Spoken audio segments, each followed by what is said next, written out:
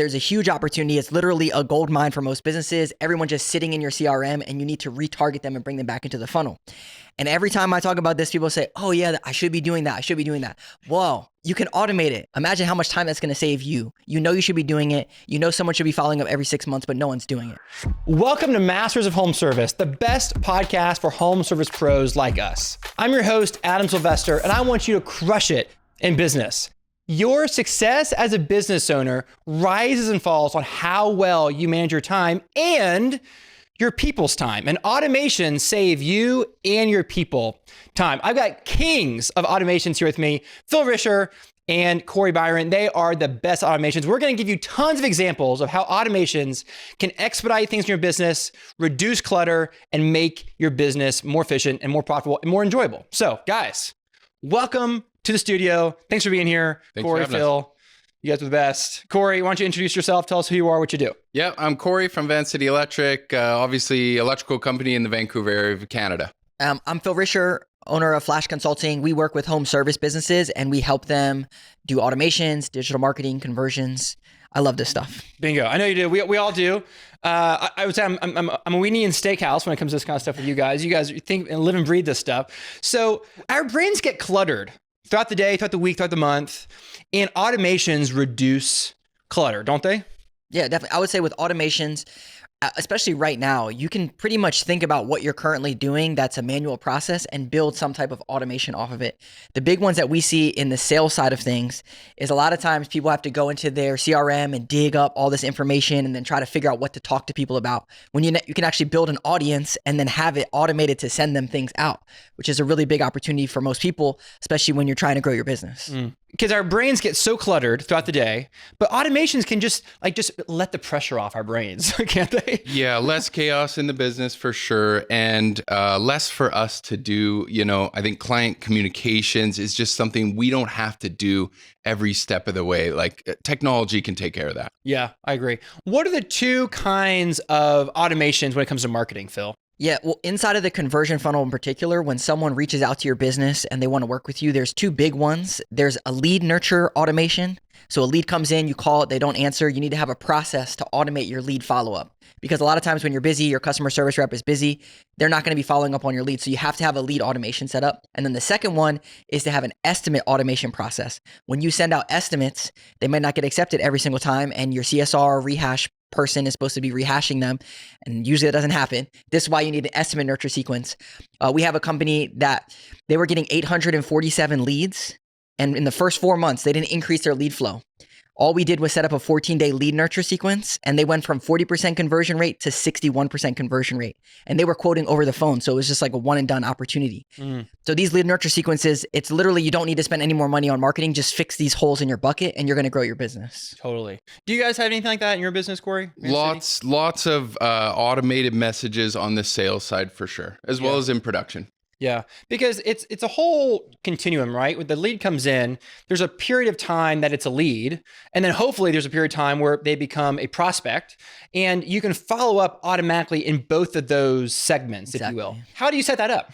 Yeah, so this is something that a lot of people have trouble with because traditional CRMs, client relationship managers, they're not built for specifically lead nurture. They're built for bring in a customer and then try to nurture them through a system. So you could build out something that was manual. This is what I did. I had 4 CSRs and we had it built out where we printed it out. We put check marks next to it. You printed something out? Literally, we printed out the leads because there was no systems in place. So this is the first step was like print out your leads, put them in a stack and then check them, move them to the next pile. And then your CSRs know what to do.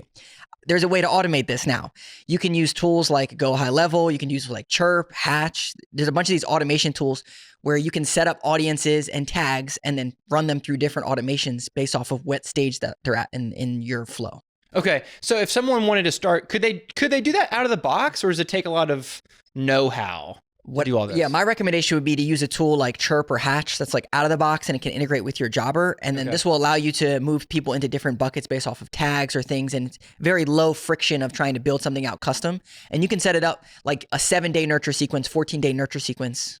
I'd also say, let's use Jobber, right? It already has a lot of follow-ups in there. You know, it follows up on a quote 2 times. You could set up a 3rd and a 4th if you want.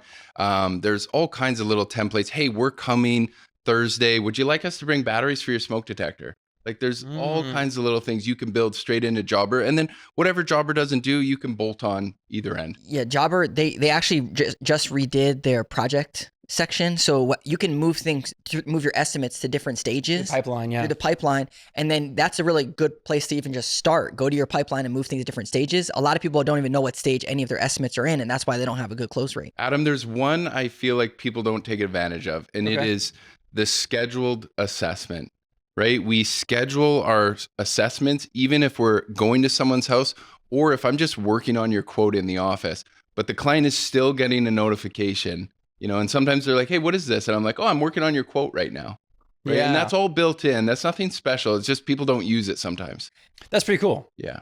I'll give you another really, really cool one that we did. This is a carpet cleaning company and they do rug cleaning. So they had jobs scheduled for rug cleanings. So we went and picked up the rugs. But before we did that, 3 days before we pick up the rugs, we send them a text that says, hey, while we're going to be picking up your rugs, do you want us to come in and clean your hardwood floors?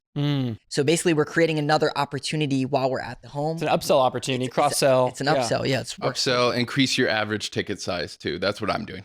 I'm always so surprised when I see someone approve their quote 3 weeks later. Okay.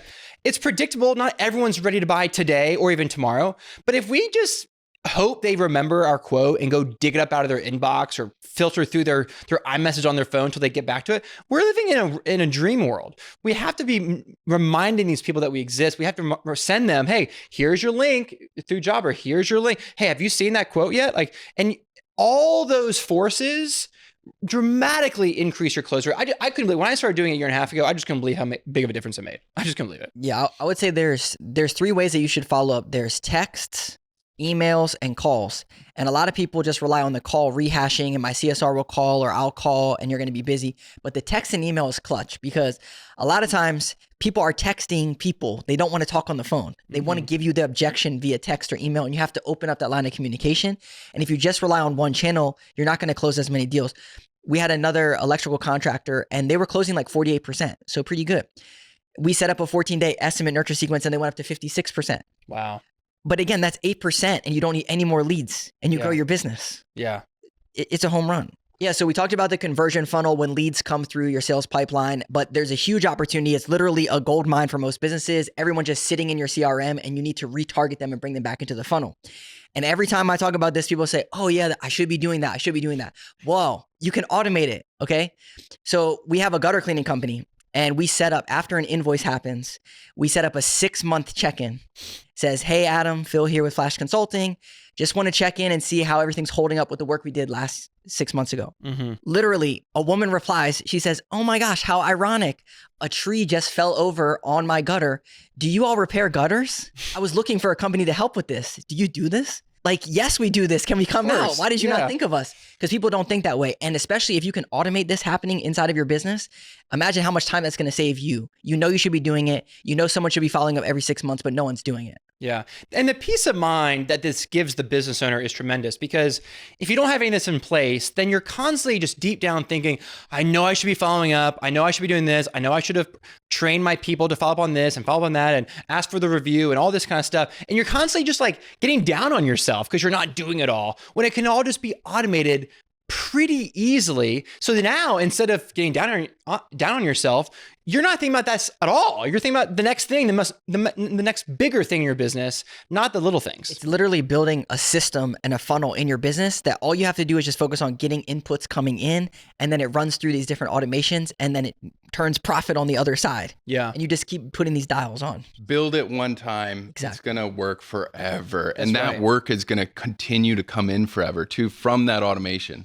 Yeah. I also think that it builds confidence with our clients when they see that we're following up in a professional manner and they're getting these well-timed texts. You know, we're not berating them with messages constantly or phone calls constantly. When they're well-timed, they're professional. I think it adds a touch of confidence. Like, well, this company's legit. Some might even say, wow, they have like the resources to actually put this kind of stuff in place. Maybe they're thinking that, but it just gives the extra touch that we all want to give our clients. Yeah, they're thinking like, wow, these guys are really on top of it. Yeah. When really we're off doing something else. If we're golfing and they're getting a text. Absolutely. And I am going to over communicate before they're even my client, all the way to a year after we're done the job. What do you mean? Okay, what do you mean by year? So we have the 6-month follow-up for sure. Hey, how's our electrical holding up? 6 months. And then at 1 year, hey, your 1-year warranty is coming due. How is our work holding up? Does anything need fixed? Yeah, that's great. Right? It's just adding little touch points anywhere possible. That little touch point is just a reminder to maybe give you some more work. Guys, this is great. I want to pause for just a minute to talk about why we love Jobber so much, because we all love Jobber. How has Jobber helped you automate your business? When I look at a new software, I go straight to the integrations page. And so although Jobber is very powerful, it's the hub of our business, sometimes I want it to do more. And so I'm going to check out integrations page. And one of those integrations is Zapier. And that opens up even more options for automations I can build. When I talk to business owners, they always say, oh, well, that's a great idea, but how do I find those people in my CRM? And this is why Jobber has the cool feature. You can just literally tell it what you want. Hey, I want these people to have this thing that did this, and I want to send them an email that sounds like this, and it will do it. And you can literally just talk to it and tell it what you want. Yeah. I think it's an amazing feature that a lot of people are sleeping on, and that they want to do this stuff in their business. They don't know how to do it. And now all you have to do is just talk it out and it will do it for you. Yeah. And I think that Jobber's dashboard, like insights and all that, like we want to make data-driven decisions in our business. And the dashboard is full of data that we can use to make data-driven decisions. So if you aren't doing anything with automations, if you're not running your business on Jobber, if you're not following with people and nurturing your leads and all this stuff that we're talking about, then you need Jobber. Go to jobber.com/podcast deal, get an exclusive discount and get started using Jobber today. Are you seeing a lot of results with that with your clients, Phil? Like the 6 month and the year follow-up? Absolutely. And especially with text message, it's so important because text gets 95% open rate. You could send emails all day long, but people are not going to see your email. But when you send the text and it's a personal one, like, hey, this is Phil with Flash Consulting, it sounds so real and natural. And they also want to interact with that and they're going to see it. That's a free job. That's a lead you never paid for. Yes. Right? Yeah. You paid for it a year ago. Sure. And now it just keeps producing. You just keep squeezing more juice out of that sucker. It's great. Yeah. I'll give you another automation that most people sleep on. If you are quoting over the phone and your CSR is trying to give estimates, you need to automate this process. And the way you do that is you need an estimate calculator.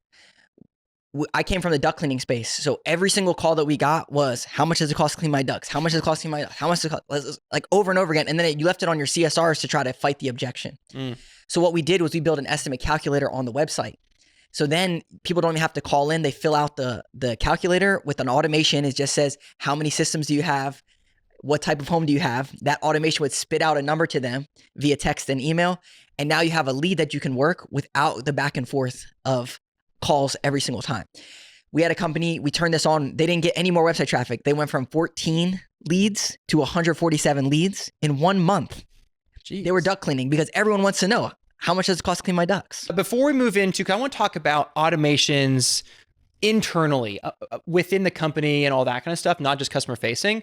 But before we do, any other final hacks on like these external automations? Yeah, I'm going to give you one other one. This is like, if you're like a super pro and you're like, oh my gosh, you need to do this. Okay. This is high level stuff. This is high level stuff. Give it to us. Come on, let's hear it. Okay. So we work with this HVAC contractor. They're $11 million HVAC contractor. So when they go in to do equipment, they look at when the equipment was installed. So the age of the equipment. So think about in electrical, it's like you have a generator, when was it installed? Then they go in their CRM and they mark the year that it was installed. Then when it hits 10 years time, they have an automation that says, hey, your stuff's about to break down. Let's come out and do a complimentary inspection because you're about to go over 10 years. And it's an instant way to create these upsell opportunities. So the first month, they already had this data in their CRM. The first month we set it up, they closed 3 new sales. Holy cow. Just by having this automation set up for these, they're called aging unit reports. Aging unit automation. It's a gold mine. If you do any of these big ticket things, what you should do is when you go on the job site, look at the age of the units and the age of the different stuff, and then put it in your CRM, and then you just run an automation off of it. It's so I good. could see that being applicable for like EV chargers and anything that has a shelf life of, well, any shelf life, I suppose. That's great. I love that. To be honest, a lot of people are, when they hear me say that, they're like, okay, well, how do I figure this stuff out? What's nice is you can create audiences, and Jobber just came out with this feature where you can create audiences in Jobber. You can literally talk to Jobber and say, can you find everyone in my database that has da-da-da-da-da, da-da-da-da-da? I want to send them an email for da-da-da-da-da. and you just talk to it and tell it what you want it to do. Yeah, it's pretty awesome. I've used the feature several times, and it makes segmenting your list so much easier. Exactly. Okay, so any other automations geared more internally, things to make just our office staff lives easier, more streamlined? Anything that comes to mind on that front? We have a few that we've built into Asana where it's like, if I put a card into this category and it says this job needs a permit, it will automatically assign that task to someone with a due date. Oh, Right. And each column you move those cards will have their own person assigned and their own due date. So that's a little internal automation that really helps. So Asana is a project management tool that you have integrated with Jobber. Yep. And it pushes a lot of data from Jobber into Asana, and then it displays it in a different way and allows you to manage big projects? Yep. A lot of our larger projects are in Asana. Okay, awesome. Another big one that we've been building this out a lot is on the career side of things, because it's more of an internal frustration of like, when do I get resumes, and then how do I follow up with them, and a lot of the things that we mentioned before, you can apply similarly to applicants coming in. Send them a text message, an email, you call them, they don't answer, have some type of an applicant nurture sequence, ask them for a video. A lot of those automations for business owners, as you continue to scale, it's just like, how do I hire people and have a system for it? And this is a really good way to build, to take what you do for customers and leverage it internally. I treat those people like leads. Exactly. They go into a dashboard. I follow up with them. Right. Yeah. A nurture sequence, Yeah. the whole 9 yards. And when I go to hire, I go straight to the dashboard and I go, okay, I'm going to call this guy. I love that. Yes. So what we do is like, we'll build a careers page on a website, have a form, like a landing page that you would normally have in a marketing side. Someone fills out that form, then you have them go into the automation sequence. And usually in there, you want to educate them about your business, but also ask them questions to get stuff back. We would recommend ask them for a video, give them some ideas of things. And then if they send a video back, they answer the question, they do the stuff, I mean, they're ready to roll. And you can have a bench sitting there for your business. Yeah, because you might have 100 candidates, but only 5 of them are good. But you're saying automatically weed out the 95. And what I'm saying is, if you don't have this automated, your CSR or you or your admin or someone is trying to do this process, right? And you're wasting your time when you could automate it. How many hours are we saving here, guys, with all these tasks? You guys have any idea? I'm thinking we do 100 jobs a month, right? And so that's 25 a week. And all those automations for the whole customer journey, start to end, let's call it an hour per client. So 25 hours a week, save time. Yeah, bingo. How can automations improve our billing and our invoicing? Any tips on that? For sure. On the estimating side of things, we definitely have a like a pre-sent thing before we do the job. You know, with upsells, right? We're trying to make our average ticket size larger. Also, I use quote templates. Okay. So when I make a new quote every time, already it's got a line item there for upsells, right? Panel directory, smoke detector battery, surge protector. So that goes out on every single quote. Also on the follow-up, we do have one where a month later it follows up and just says, hey, if we paid the tax, could we do this job? And people will take advantage of that. What? Yeah. Say it again? Yeah. So a month later, an email goes out from Jobber and it just says, hey, we'd really love to do this job. What if we paid the tax on the job? Would that get it over the finish line? And I've had a bunch of people take advantage. And look, I don't like giving a discount, but that's awesome. You want the work. That's sweet. I like that. Yeah. One of my favorites is an automated text that goes out either before they've approved their quote or after, like a video from the owner where it says, I'm so happy that you went with our company. We're going to take really good care of you. By the way, be sure to ask our technicians about X, Y, and Z as an upsell, cross-sell opportunity. We have a really good sales to handoff email. We don't use the Jobber one. I use one that I built through Airtable and Zapier. But it will essentially put the owner, me, and my production coordinator all in an email. And it just says, hey, thanks for approving that estimate. That goes out instantly, by the way, right? So when they're paying a large deposit at night, you're never going to actually follow up that quick. So I like that quick, instant, thank you for the deposit. We really appreciate it. Jeff is going to take this job from now until the end. Here's all his information. That's so key for confidence. Huge. Otherwise, they just think their deposit just went into the black hole. Yeah, some are big, some are large deposits. Yeah. What I would say, so I was working at a $3 million home service business, and they were doing literally writing people's credit cards down on the, and this was like 6 or 7 years ago. Like, it wasn't that long ago, okay? And they were literally writing it down. And I'm like, guys, can we at least use QuickBooks and like send out the invoice before we go out so they could pay online or something?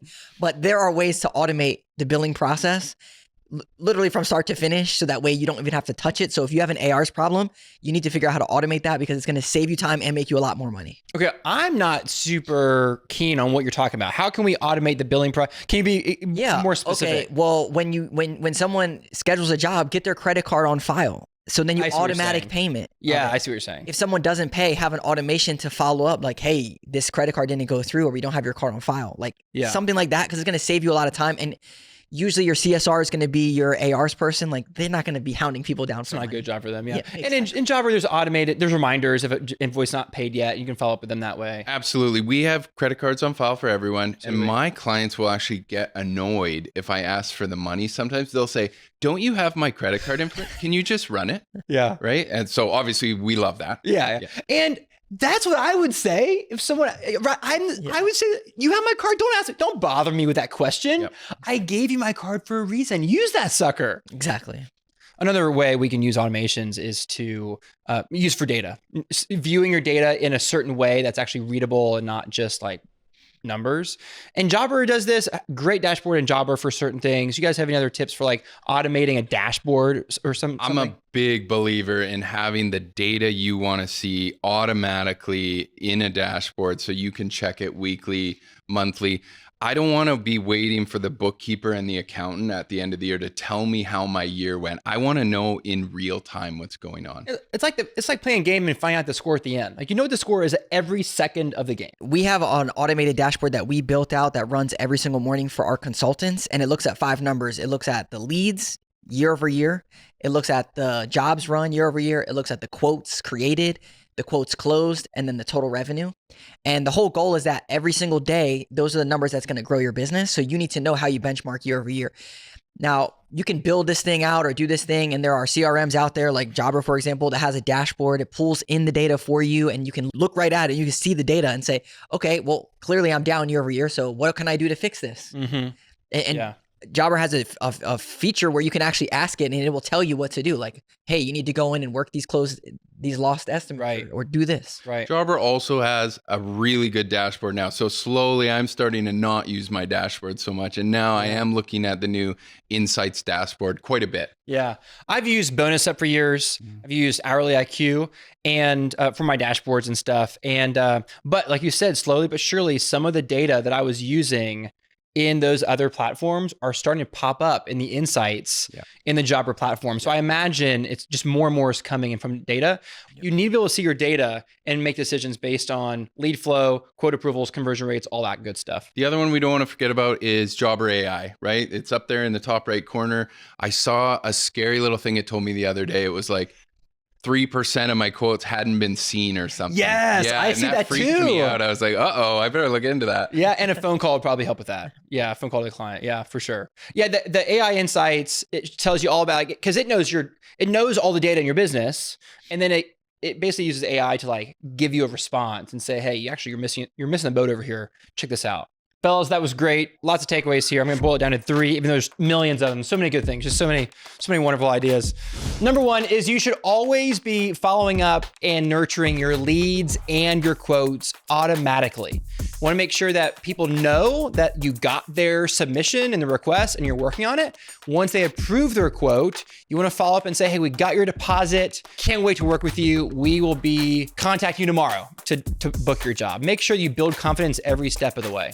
Number 2 is retarget your leads. You want to text people 6 months from now, 12 months from now. Phil's idea, put in the date of the HVAC unit and text them 10 years after that date. Whatever it is for your business, you want to be retargeting your leads because you just never know when someone will just come up and be like, yeah, I'm ready to buy from you again. It's like, oh, that was awesome. That was easy. So much easier with automations. And number 3 is you should have a credit card stored on file all the time. It should be mandatory if you're a company to have a credit card stored on file in order to do business with you because you get their deposit, they store it on the file, and then when it's time to get paid, you click the button, and you're done. There's no more chasing invoices, none of that. You just get paid. No nonsense. It's just good business practice. Phil, how do people find out more about you? Yeah, so we talked to over 1,000 home service business owners at this point, and we've figured out that there's 7 pillars that they need to fix in their business to grow. 2 of them being lead nurture sequence and estimate nurture sequence. But the other 5, if you are curious on what that looks like for your business, you can go to flashconsulting.com. It's PHLASH consulting.com, and we'll show you how to fix them in your business. Awesome. I'm Corey from Vancity Electric. You'll find me on LinkedIn and Instagram. Well, you guys are crushing it. Thanks for always being here. Always a pleasure. Guys, take care. We'll see you next time. On the next episode, we're talking to a young business owner who's redefined what it means to build a blue-collar career. He didn't need a degree, just hard work, confidence, and consistency. We'll get into what he's learned along the way, how he earned respect in the industry, and what it really takes to build something from the ground up. Follow or subscribe today so you don't miss out. And thank you for listening. I hope that you heard something today that will make your business more automated, saving you time, manage your time efficiently. I'm Adam Sylvester, your host. You can find me at adamsylvester.com. Your team and your clients and your family deserve your very best. So go give it to them.